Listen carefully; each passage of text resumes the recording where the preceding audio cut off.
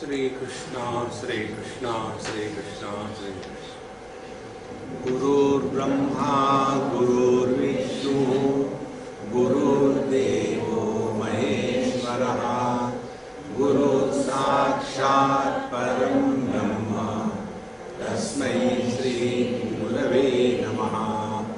तस्मै श्री गुरवे नमः। आध्यात्मिक साधना माने बहुत ही सावधानी से जीना। अब सवाल ये है कि हम सावधानी से जी रहे या नहीं जी रहे, कैसे पता चले? देखो कैसे छोटी छोटी बातों में हम फंसे रहते हैं। उदाहरण के लिए जब हम वेदांत का कोर्स पढ़ा रहे थे कहीं, तो एक नियम था, कोई भी विद्यार्थी उसी सीट पर दूसरी बार ना बैठे। अपनी अपनी, आज यहां बैठे कल वहां बैठो, कल वहां बैठो, कल वहीं बैठो। अन्यथा अपने सीट के लिए ये मेरा खंबा है, तू आके कैसे बैठा? तो जब हम अपने खंबे को नहीं छोड़ सकते तो देहात्म भाव को छोड़ेंगे?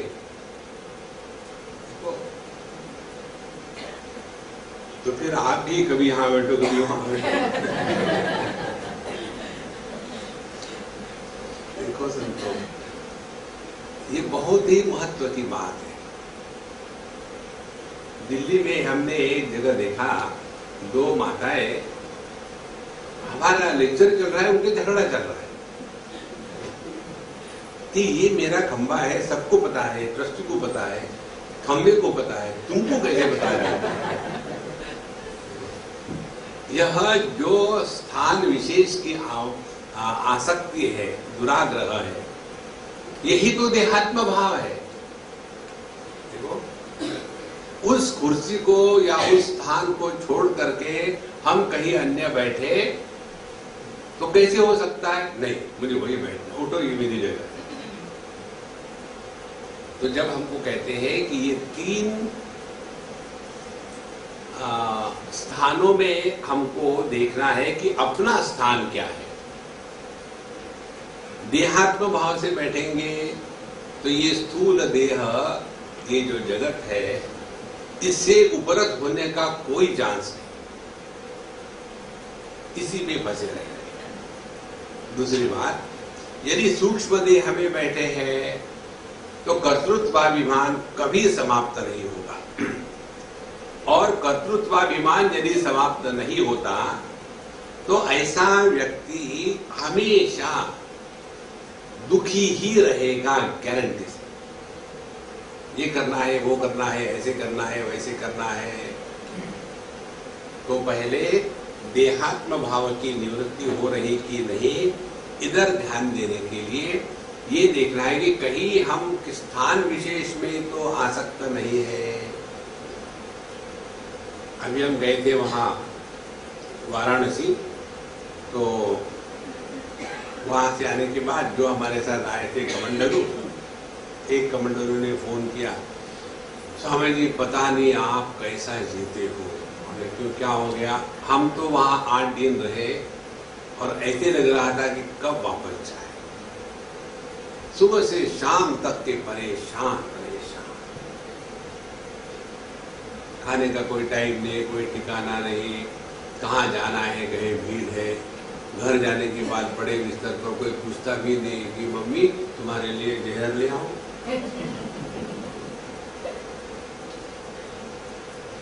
एक आदमी अपने कुंभ मेले में भगवान से प्रार्थना कर रहा था, हे भगवान न्याय करो, न्याय करो, हमेशा भाई भाई को बिछड़वाते हो, कभी तो पति पत्नी पर दया करो।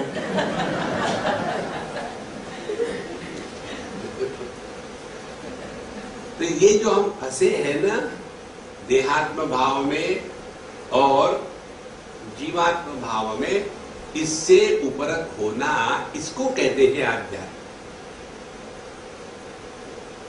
और ये जो दुराग्रह है, ये दुराग्रह ही सबसे बड़ा ग्रह है।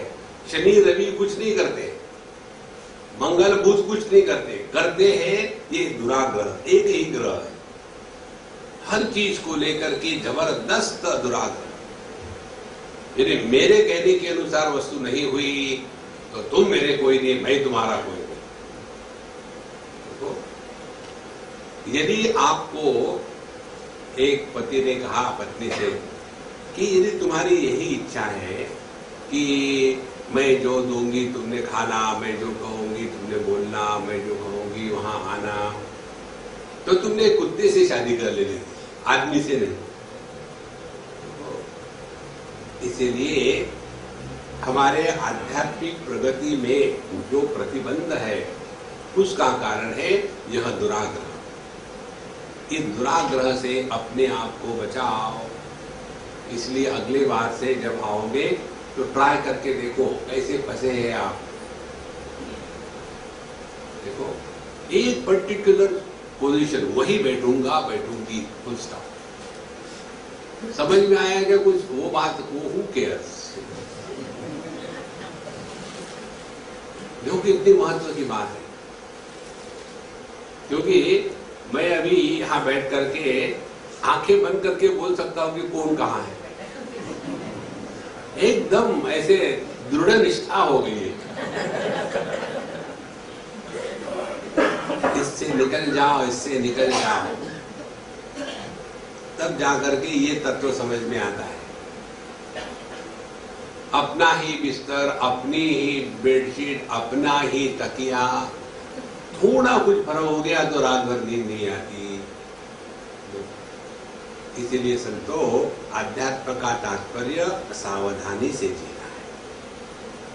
और ये सावधानी यही है कि ये जगत के साथ जो हमारा रिश्ता नाता है, ये प्रारंभ होता है देहात्म भाव के बाद। और देहात्म भाव सत्य नहीं है, क्योंकि हमारी सत्ता देहात्म भाव के बिना भी होती है। तो यदि देहात्म भाव सत्य नहीं है तो इसमें पति पत्नी, भाई बहन, पिता पुत्र, ये कहां सत्य है? लेकिन पूरा जो संसार है इसी को लेकर के होता है। और इसमें मूल कारण ये है कि बच्चे के जीवन में माँ बाप दखल लेते हैं। देखो, अब बच्चे की शादी हो गई ना, अब दोनों को घर से निकाल दो ना, मौज में रहो। नहीं, उसको साथ में रखेंगे और दोनों को और जिंदगी भर अपना कबड्डी कबड्डी कबड्डी शुरू। देखो, किस लिए आए हम इस दुनिया में? इसी के लिए सावधानी से जीना है। हमने कितने बार तो बताया, दो बातें, एक तो संग्रह और दूसरा संबंध। इनसे जो बचा है वही आध्यात्म पर चल रहा है। नहीं तो कितने बड़े हो जाते हैं बच्चे और फिर भी माँ बाप पकड़े रखे हैं। एक जगह हमने आपको बताया होगा शायद, बड़े बड़े लड़के थे, उनकी माँ बूढ़ी थी और बच्चों ने कहा कि स्वामी जी हमारे मम्मी को समझाइए, बहुत ही वरी करती है, परेशान कर देती है वरी कर। तो मैं गया कि अम्मा कंप्लेन है आपके अगेंस्ट, FIR फाइल हो गया है। तो क्या है, आप बहुत चिंता करती हो और वो मुझ पर बरस पड़ी। यही तो एक बात मैं कर सकती हूँ बैठे बैठे, और वही ना करूं तो क्या करूं? माने दूसरे के कार्य में, दूसरे के जीवन में दखल लेना, ये हमारा एक स्वभाव बन जाता है। देखो, एक दूसरा उदाहरण दे दूं, ये सब देहात्म भाव के चक्कर है, ये समझा रहे आपको। दिल्ली में एक हमारी कन्या है और बचपन से वो हमसे बड़ी क्लोज है।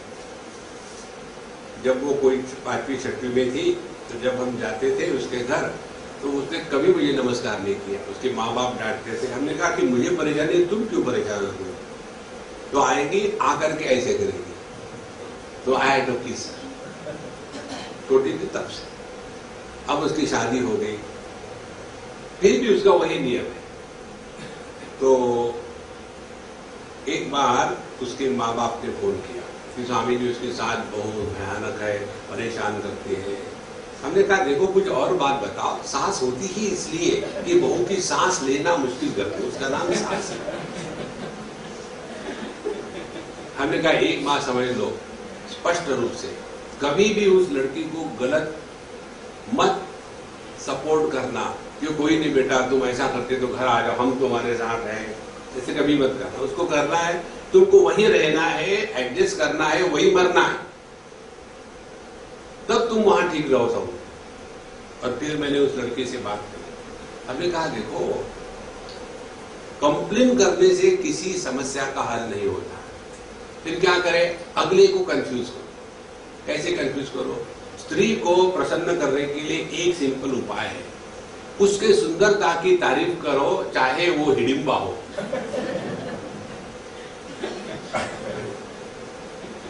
उसको महत्व दो, 25 बार कहो मम्मी मम्मी मम्मी, उसको ऊपर चढ़ाओ और फिर उड़ गई तो खुश। धीरज रखो, सब ठीक हो जाएगा। यह जो झगड़े होते हैं ना, इसमें बड़ों को भी नहीं समझ, बड़ों तो कभी होती ही नहीं, छोटे के भी नहीं, और हर जगह में वही झगड़े वही झगड़े। कई बार मुझे ऐसे लगता है कि मैं एक जागतिक कंप्लेन बॉक्स हूं, आकर के ये ऐसा है वो वैसा, इस तरह से राम राम राम, निकल जाओ ना इसमें से, कि कब तक जीना है। जब तक के जगत से उपरत नहीं होगे तब तक के देहात्म भाव की निवृत्ति नहीं होगी। जगत से उपरत होना माने किसी भी संग्रह को लेकर के, संबंध को लेकर के अपने आप को परेशान मत करना। हमारा किसी के साथ संबंध है या संग्रह है, ये कैसे पता चले? जिस संबंध के कारण हम दुखी होते हैं वो संबंध हमने गलत समझा है। फिर चाहे वो संबंध अपने लड़के के साथ हो, बहू के साथ हो, भाई के साथ हो, पति के साथ हो, पत्नी के साथ, जो संबंध दुख प्रदान करता है उस संबंध को आसक्ति कहते हैं, वो प्रेम नहीं है। और जिस संग्रह को लेकर के हम सुखी दुखी होते हैं वो भी आसक्ति है। इसीलिए जब तक के जगत के व्यवहार में परिवर्तन नहीं आएगा तब तक के हमारा देहात्म भाव की निवृत्ति नहीं होगी। उसके पश्चात दूसरी बात आती है अपने सूक्ष्म देह की अंतरात्मा। तो अंतरात्मा की ये जो बात आपको बताइए, इसको जरा चिंतन करके ग्रहण करें कि जीव भाव यह एक अभिव्यक्ति है, व्यक्ति नहीं है। अब इसका कैसे पता चले कि हम व्यक्ति में फंसे हैं कि अभिव्यक्ति को ग्रहण किए हैं? कैसे पता चले? देखो भगवद गीता के 6वें अध्याय में भगवान बताते हैं, जो व्यक्ति सबके साथ व्यवहार वैसा ही करता है जैसा अपने स्वयं के साथ करता है, उसने व्यक्तित्व का त्याग करके अभिव्यक्ति में पहुंच गया है। तो कैसे? किसी की खुशी है तो उसके खुशी में स्वयं खुश होना, ये व्यक्तित्व का त्याग होकर के अभिव्यक्ति में पहुंच गए। क्योंकि चाहे खुशी उसकी रहे अपनी रहे, खुशी है ना, वो महत्व की बात है। उसके पश्चात यदि किसी के जीवन में दुख है तो जैसे हम अपने दुख के निवारण में लगे रहते हैं उसी प्रकार से अन्य के दुख के निवारण में हाथ बढ़ावे तो जाकर के हमने यह जीवत्व का जो व्यक्तित्व का अभिमान है उसका त्याग कर दिया और हम व्यक्ति से हट करके अब अभिव्यक्ति में प्रवेश कर रहे हैं। देखो इसको आप अपने उदाहरणों से समझ लो। जब बच्चा छोटा होता है तो उस समय माँ बाप को लगता है, समझते हैं कि ये बच्चा मेरी अभिव्यक्ति है। तो जब वो बच्चा मेरी अभिव्यक्ति है तो वो बच्चे का सुख दुख अपना हो जाता है, क्योंकि वहां मां एक व्यक्ति नहीं है और वो बालक एक व्यक्ति नहीं है, दोनों अभिव्यक्ति है। इसीलिए देह भले दो हो लेकिन दोनों में प्राकट्य एक ही तत्व का हो रहा है। देखो, ऐसा जब हम सूक्ष्मता से समझदारी के साथ जीवन जीते हैं तब हमने यह आध्यात्मिक मार्ग पर योग्य प्रकार से कदम रखा है। आध्यात्म का तात्पर्य ये नहीं है कि जाकर के मंदिर में गए, घंटी बजाई, भगवान को डिस्टर्ब किया, सत्संग में गए घर के शांति के लिए, वो नहीं है महाराज। 24 घंटे में सतर्क रहना है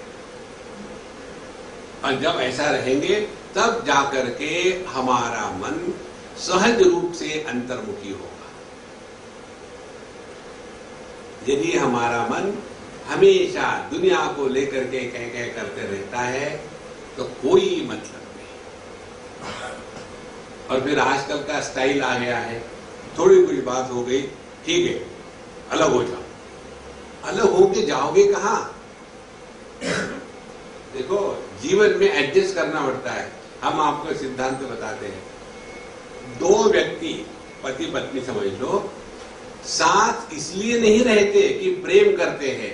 प्रेम के साथ कोई कभी साथ नहीं रहता। साथ इसलिए रहते हैं कि दोनों में समझदारी है। समझदारी हो तो प्रेम ना हो तो भी चलेगा, और प्रेम हो समझदारी न हो तो वह प्रेम समस्या बन जाता है। देखो, जैसे लोगों का हमारे साथ प्रेम है, समस्या है, क्योंकि उनका प्रेम क्या है? अपनी बात हम पर लादना। और ऐसा क्यों करते हैं? क्योंकि उनकी बात कोई मानता ही नहीं। स्वामी जी फ्रीली अवेलेबल, तो उनको वही खुशी होती, चलो स्वामी जी भी मेरी बात मानते हैं, तुम क्यों नहीं मानते? अब वो बेचारे हैं, क्या करें? देखो, यह जो व्यक्ति से हट करके अभिव्यक्ति में यदि पहुंचे तो कोई भी व्यक्ति दुखी नहीं हो सकता। ये दो बातें, स्थूल देह के साथ तादात्म्य का निराकरण और सूक्ष्म देह का जो कर्तृत्वाभिमान है इसका निराकरण, ये दो बातें जब हो जाती है तब जो व्यक्ति जो है अपने स्वरूप में स्थित होने के लिए चल पड़ा। हमको बताया था कि ये संसार का कारण क्या है? न विद्या न अविद्या न जगच्च न अपरम। ज्ञान अज्ञान या दुनिया या ईश्वर, ये संसार का कारण नहीं है। फिर सत्यत्वेन जगत भानम संसारस्य कारणम। हम इस जगत के हर वस्तु व्यक्ति को सत्य मान के बैठे हैं और इसी से संसार शुरू हो जाता है। देखो, एक लड़की थी, उसका जब विवाह होना था तो माँ बाप ने लड़का ढूंढ के निकाला और ये लड़की कहती है मैं उसे शादी नहीं करूंगी। तो माँ बाप बेचारे परेशान, तो जहां परेशानी होती है वहां हमको बुलाते। और वो लड़की कहती है Swami ji, he is not spiritual, why should I get married to him? तो मैंने कहा तुमको किसने बताया तुम स्पिरिचुअल हो? जो किसी अन्य को नॉन स्पिरिचुअल कहता है वो कहां स्पिरिचुअल है? मैंने बताओ उसमें क्या क्या दोष है? मदिरा पान करता है क्या नहीं, सिगरेट पीता है क्या नहीं, मांस मच्छी खाता है क्या नहीं, दरिद्री है क्या नहीं, पढ़ा लिखा है क्या, हाँ, समझदार है, हाँ, तुम्हारे ही जाति का धर्म का है क्या, हाँ, दिखने में तुमसे कबूतर है क्या, नहीं दिखने में, फिर तुमको क्या चाहिए? स्पिरिचुअल नहीं है। हमने कहा बेवकूफ मत बनो, शादी कर डालो। शादी हो गई उसकी। शादी होने के बाद 6-8 महीने में मुझे कभी मत लिखना, बताना भी मत। फिर भी 6 महीने में लिखा, Swami ji thank you very much, I would have missed such a lovely husband in my life had I not married him. तो मैंने उसको बताया इसका कारण मालूम है क्या है, कि वो स्पिरिचुअल नहीं था।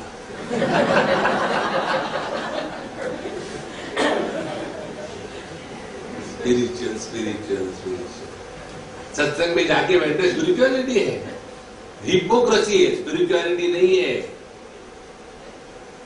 देखो संतो, जगत में यदि हम ये जगत सत्य है ऐसा व्यवहार कर रहे हैं तो हमने अध्यात्म खाक समझा है। या तो जगत को ईश्वर की विभूति स्वीकार करो, तो जगत के साथ आदर सत्कार प्रेम सेवा अपने आप होगा। या तो जगत को असत्य के रूप में स्वीकार करो, तो जगत के किसी भी वस्तु व्यक्ति के द्वारा प्रभावित नहीं होगा। लेकिन जगत को सत्य कहना और परमात्मा जो सत्य है उससे अलग समझना, यही तो हमारे संसार का कार्य है। इसलिए महाराज, यह जो अध्यात्म है आत्मोपनिषद, इसका तात्पर्य हमने अपने आप को कौन सा आत्मा स्वीकार किया है, सीएच आत्मा या महात्मा। यदि सीएच आत्मा स्वीकार किया है तो गाना गाते रहेंगे कि हे भगवान, आपने सीता जी को मदद करी थी, राम जी को मदद करी थी,